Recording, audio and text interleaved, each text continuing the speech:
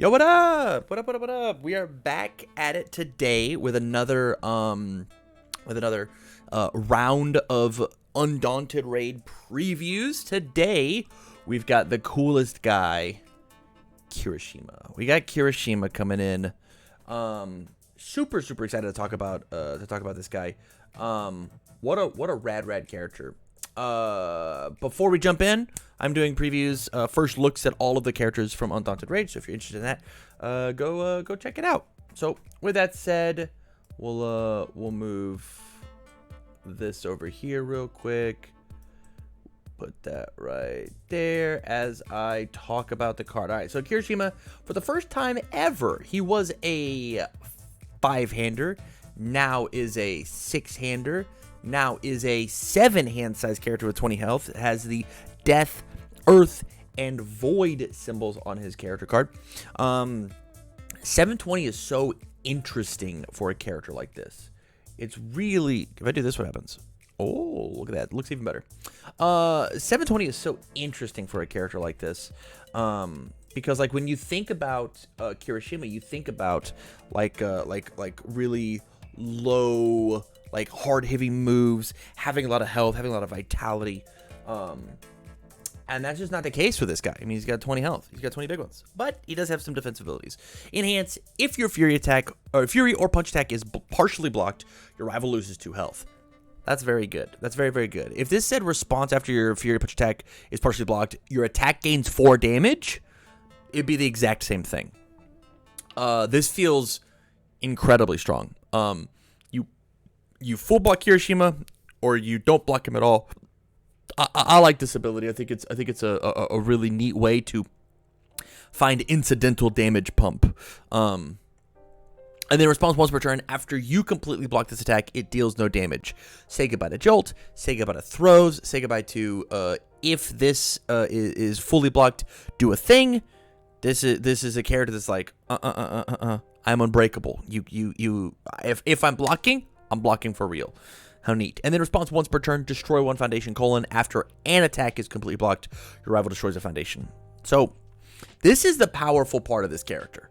This is where this character really is going to shine, because this says on your turn, this says on my turn, I can be trading as a 7-hand size character. I'm going to be building out a huge amount of resources, and I'm going to be trading in the foundations that I'm flipping, that I'm using, that I'm committing in order to destroy your foundations. If you're a 5-hander, if you're a 6-hander, this is going to be difficult to keep up with destruction wise, as long as Kirishima can keep a good steady string of good successful blocks, and as well as you interact with his moves in a way. I like this character a lot. I think the character is very strong. I personally am a fan of what's going on with Kirishima's kit. But we'll see how the rest of this goes. Hardened Fist. 4/3 with a 1 low block. It's a 3 mid for 5. Okay. Fury Punch combos with a Fury. Combo enhance, your rival destroys 1 face up foundation, period. That's very good. Just destroy a face up. Your rival may build the top card of their deck, committed, period. So it's like a weird flip, right? It's almost like weird flip stun as a 5 diff. As well as, like, if they full block this, you respond with Kirishima, destroy, and then destroy that one, right? And then enhance, the next time you destroy a foundation during this attack, build the top card of your deck, period. Okay. So if they happen to block it, you're destroying a foundation in order for them to destroy a foundation. Since I destroyed one, I get to rebuild. You destroyed one, you lost out on the resource. This is cool. This is a neato move. This feels a little too cute to be good. It's 1 low block is very strong, but it's very mid. It hits hard, right? It hits hard. Yeah. It's neat. Good in Bakugo 2. Ooh, I like that. That is very cool. Fury combo Fury. I like that a lot, actually. This is, The only issue is it doesn't have powerful.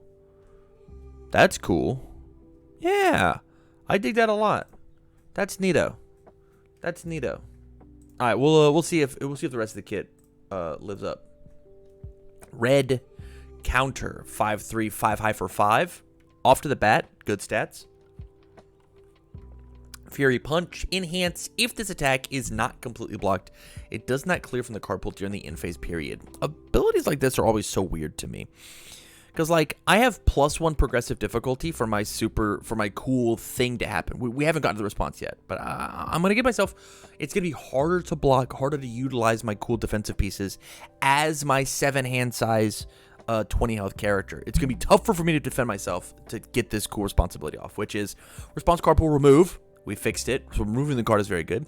After rival plays an attack, its damage cannot be modified. Okay. This is cool if you can, like, figure out how to, like, slam the card in the card pool, but, like, how often are people playing, besides, like, the All Might 4 Detroit Smash, go for your throat type of thing, how often are people just, like, slamming their big crazy move as the first thing, right? What I think is more impressive about this card, truthfully, is the fact that it's just a 2 mid block, and you just, like, you block, and now it's sitting in your card pool as a trap, right? I think that's what the crazier part about this card is. I successfully block once and then say your thing at the very end is very good. I think that top enhance is probably not going to be very great. Not going to be very great. But, you know, maybe there's some characters that are like, yo, I want to have a bunch of cards in my own card pool in order to do something. We see where it's at. Anyway. Oh, I'm on the wrong page. Red gauntlet. Let me get the poll back up for you guys. 4/3 to high block, 3 low for 4. Flash, Fury punch. Another flash attack. I like flashes. Response, destroy 1 foundation. After this attack deals damage, your rival destroys 2 face down foundations. That is incredible. That is so good. This is a you have to block this in Shigaraki 1, right? This is a 3 low for 9 that blows up 2 of your moves. Ugh. This is kind of one of those damned if you do, damned if you don't type of cards in Kirishima, though, right? So it's a 3 low for 4 flash that if it is blocked, I destroy 1, you destroy 1. If it's not blocked, I destroy 1, you destroy 2. And you take the 4 damage. I mean, you just, like, have to block this. And then deadlock response, after this attack is completely blocked, destroy 3 rival foundations. I pick.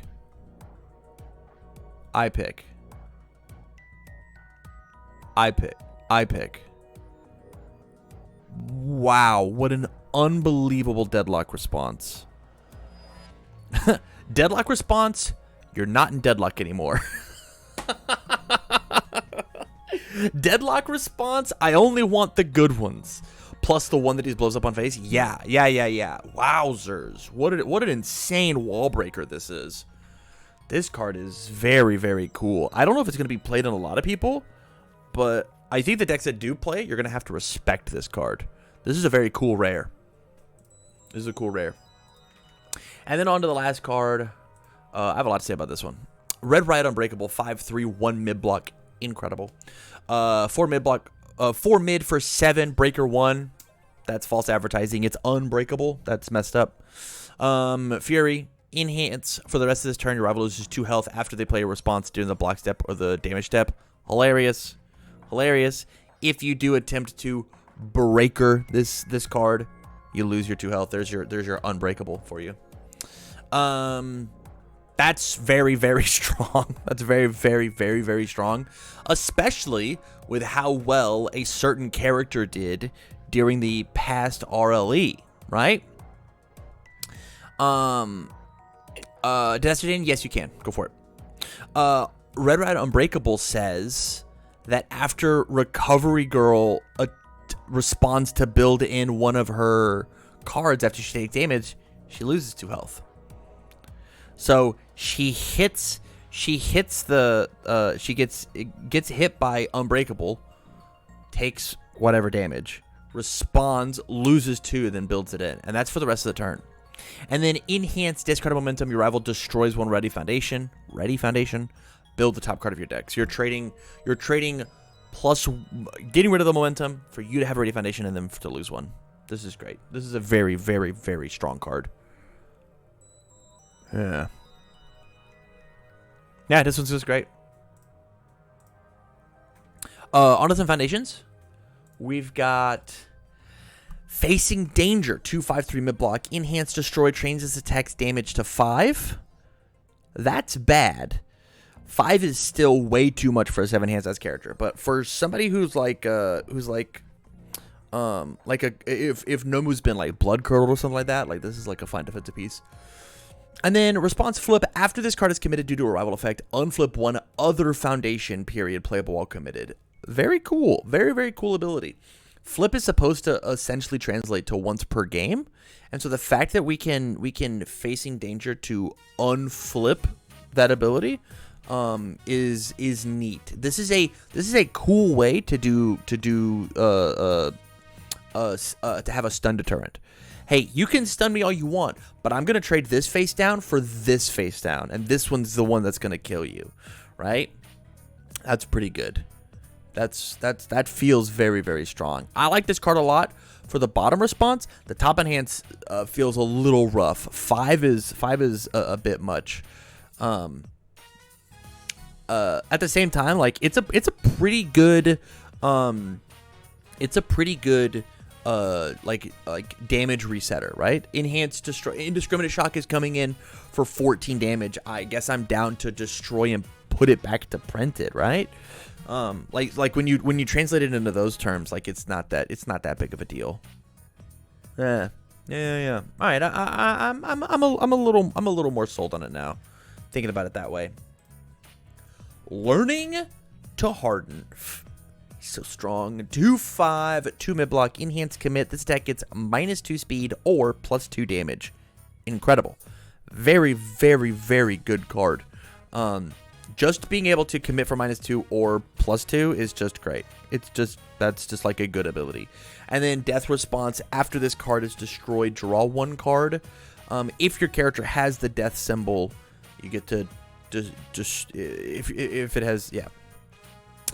My big thing about this card is I think this card is fine. Enhanced commit for -2 speed is good, right? Enhanced commit for +2 speed is all right. This shares 2 symbols with brute strength. So you can, if you've got a brute strength and learning to harden on your board, enhanced commit +2 damage. And then you use brute strength to destroy the learning to harden and draw your card and get an additional damage. So like brute strength was already like a powerful, a strong piece, a strong technique in a lot of decks that need to like find damage pump. And Kirishima's he's got some, but only on partial blocks, right? So like he's got to make up that damage somewhere else. Brute strength is it, and this card lets those two ideas tactically flow so well. I like this card a lot. I think Learning to Harden is cool. It does take up a little bit of real estate as a 2/5/2 mid block, but it's speed hate as well, right? This is defense, aggro, and flow all on one card. Like it just feels like this card has this card does three jobs. This card's great. +2/+2 and a free card with Bakugo 2. Yeah. They're best friends. Red Riot's the coolest. Could not agree more. 1/5/3 low block, enhanced flip. This deck gets +2 damage, playable while committed. That's neat. That's fine. It's fine. And then Deadlock Enhance, your attack with hardened or red in its name gets +1 speed and +1 damage. That's where we're at. My issue with this card's Deadlock Enhance is wowzers. That Deadlock Enhance is cracked in half.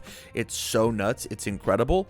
We've already had that Deadlock Enhance as a fire starter, and it like when that Deadlock Enhance happens, they die, right? But when it doesn't happen, the fire starter feels a little dead, right? My question is like, is this flip +2 damage playable while committed worth it? My answer is probably no. My answer is probably no. I'm probably not into this. Yeah, I think this is probably the first one that misses for me. Yeah. Yeah. Yeah, this one's not it. I think there's just better stuff to be going on. But it's common. It's fine.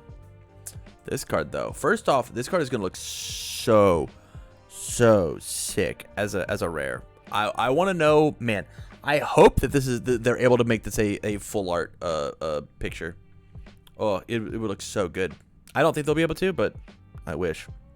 Unbreakable. What a sick. Ugh. All right, 5/3/2 high block. Static. This card cannot be destroyed or removed due to rival card effects. So it stays on the board. And then response once per turn, discard a momentum. After your rival plays an ability, a non-character ability that destroys, flips, or removes a card in your stage, cancel it.